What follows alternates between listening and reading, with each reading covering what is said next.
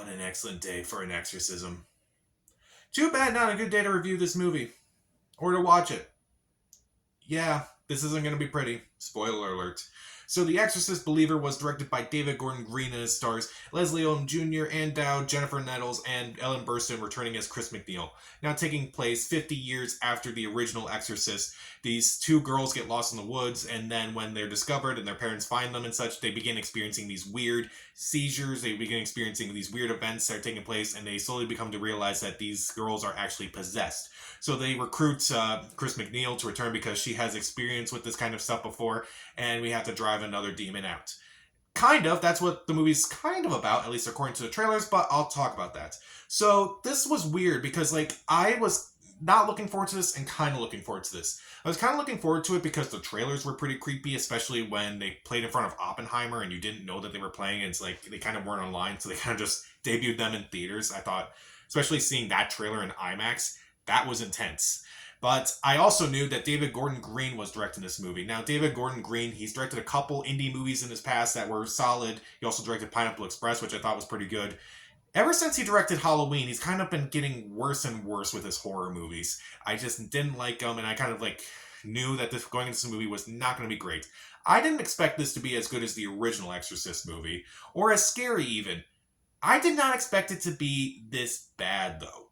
Oh man, is it bad.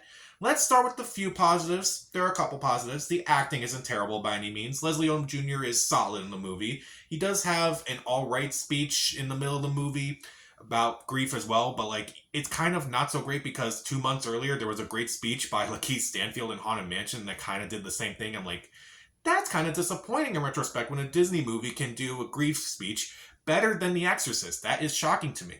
And there are a couple performances, like the two young girls, Lydia Jewett and Olivia Markham. I'm probably mispronouncing those names. I apologize. But they're only really good after they become possessed. Their performances are a lot more fun. They're a lot more interesting. And admittedly, the movie is competently shot. It's not it definitely feels like professionals have worked on it. At least I would think there were professionals working on this movie. And admittedly, there are parts of the ending that I do like. And it's like, okay, that was actually kind of nice. That was actually nicely done. Unfortunately, you would have to sit through almost 2 hours of this movie just to get to that ending, and honestly, it's not even worth it. So, what don't I like about this movie? Pretty much everything else. It's admittedly not very scary. The Exorcist, in my opinion, is one of those movies that actually gets scarier as you watch it. If you watch it multiple times like I have, which I'm a sick individual, so that's kind of why. But, it definitely gets scarier with each new viewing, and you kind of, notice things in the background that are, kind of, freaking you out, and you kind of, see all these layers that are added into this movie. In The Exorcist Believer, there is none of that. All the subtlety is just gone out the window.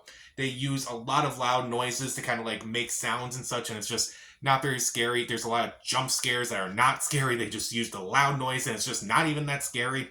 It's just boring. It's just so boring. A lot of the stuff is not even that scary. Even the creepy stuff that you kind of see, most of it was already in the trailers, and that was very disappointing as well. Meanwhile, the editing is really awkward too, especially when the girls are kind of possessed, and it's it kind of goes through all these weird moments, and it kind of shows it's not really showing what they're going through. It's just kind of, I don't even know how to describe it. It's kind of weird. It's they're kind of laughing and they're kind of drooling and kind of going and such, and it's supposed to be scary.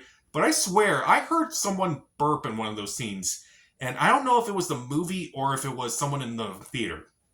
I was thinking it was someone in the movie, because it kind of didn't do that thing, and it kind of cut back to the creepiness of it all. I'm not making this up. If I wanted to go back and watch it just to confirm that there was a burp in there, I would, but I don't want to watch this movie again. I really just don't. It is bad. There were times in this movie where I was laughing.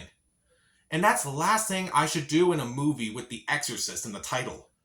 How is that possible? And there are a lot of things about this movie that tie back to the original, obviously. There are a lot of callbacks that are just kind of half-baked, and I just feel like they just didn't really take full advantage. Other than an interesting cover of the Exorcist theme, hardly anything works. Ellen Burstyn appears in this movie about an hour into it, and she hardly has anything to do with this movie.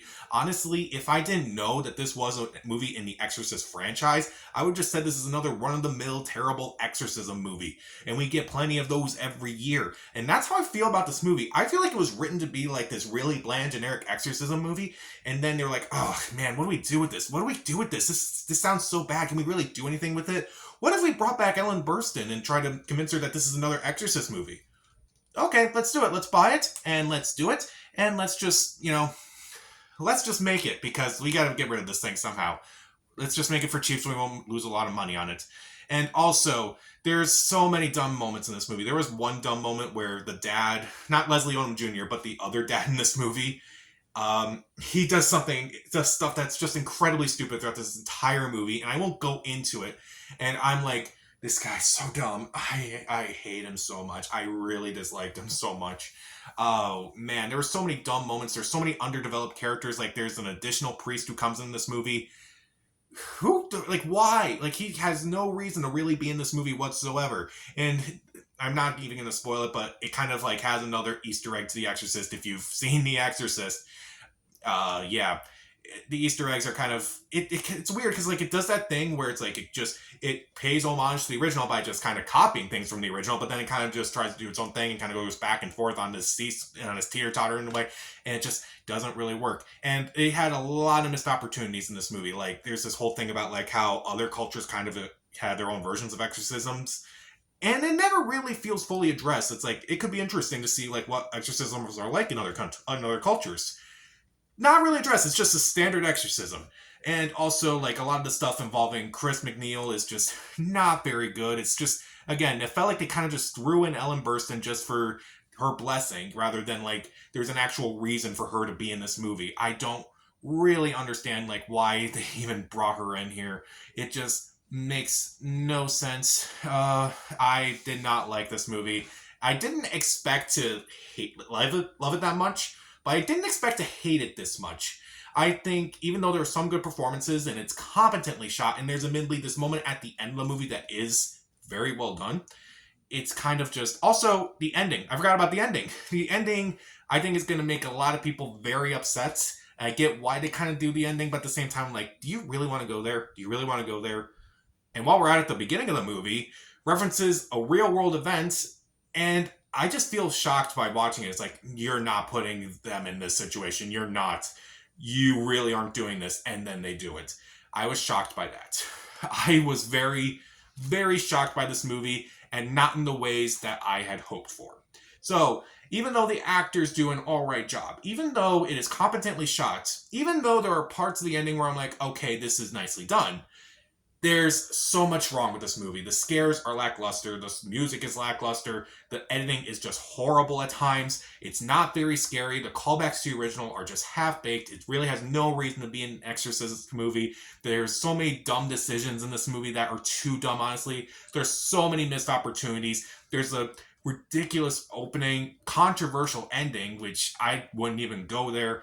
It is a nightmare of a movie. While watching it, it was kind of like how I felt about Expendables 4.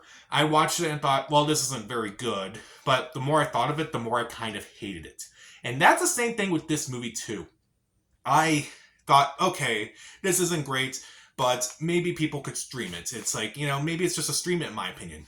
But I'm thinking to myself, am I ever going to watch this thing again? And the answer is no. Will I watch The Exorcist again? Probably every Halloween. But this, never again. I will give The Exorcist Believer 1 out of 4 stars. Skip it. How is The Pope's Exorcist a better exorcism movie than The Exorcist Believer? There have not been that many good exorcism movies outside of The Exorcist.